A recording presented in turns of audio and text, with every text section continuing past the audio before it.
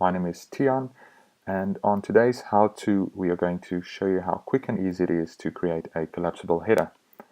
Now the first thing to do is go to Code and turn on your developer tools. Okay, great. Now what we need to do is click on our header on the settings button and say freeze header.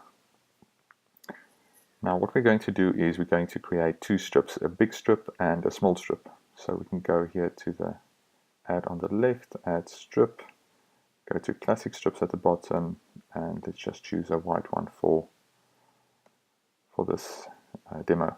Okay, let's just move the header to the top of the page where you're going to use it, or the strip. Okay, now this is going to be our big header.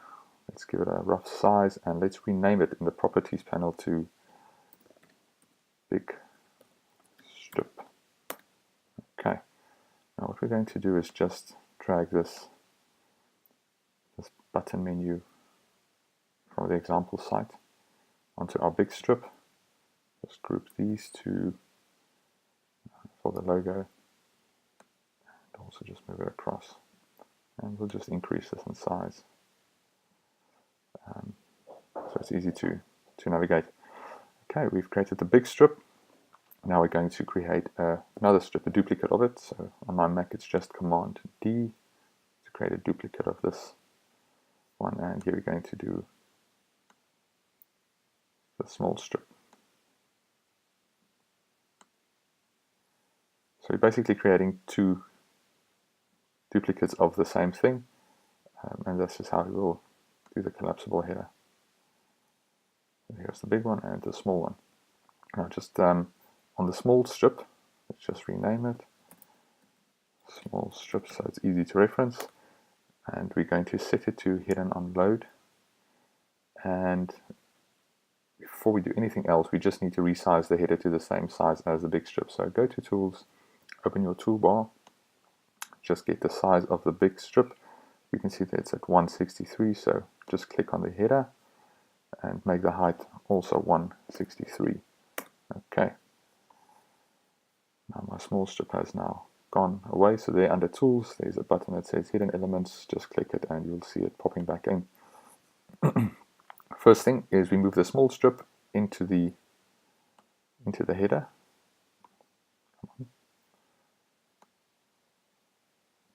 Doesn't want to play ball this morning.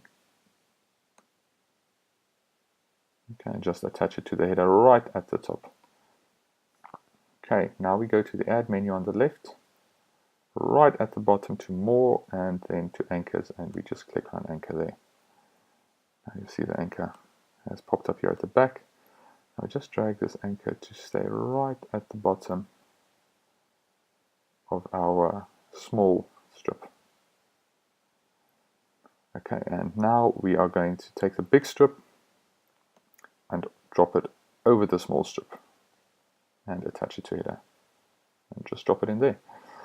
Now going to the anchor, we're going to click on both viewport enter and on viewport leave.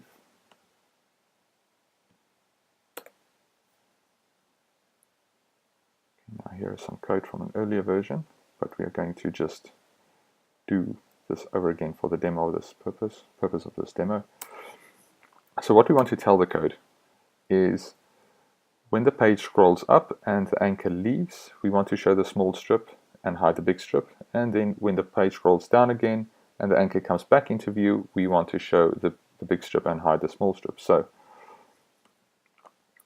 on viewport leave, $W, round brackets, parentheses, and the hash sign, and then we're going to call the small strip dot show, brackets closed, and then the same thing for the big strip. We're going to just hide it. Okay. Now you can simply copy this code over and place it under the viewport enter and just change your hide and show around.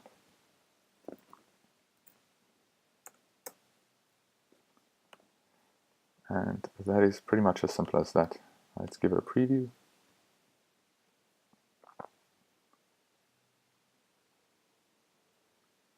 can see there it works quite great. As you scroll up, the big one hides, the small one shows, and as you scroll down, the small one hides and the big one shows. Guys, that's pretty much as simple as that. Thanks for tuning in. Bye-bye.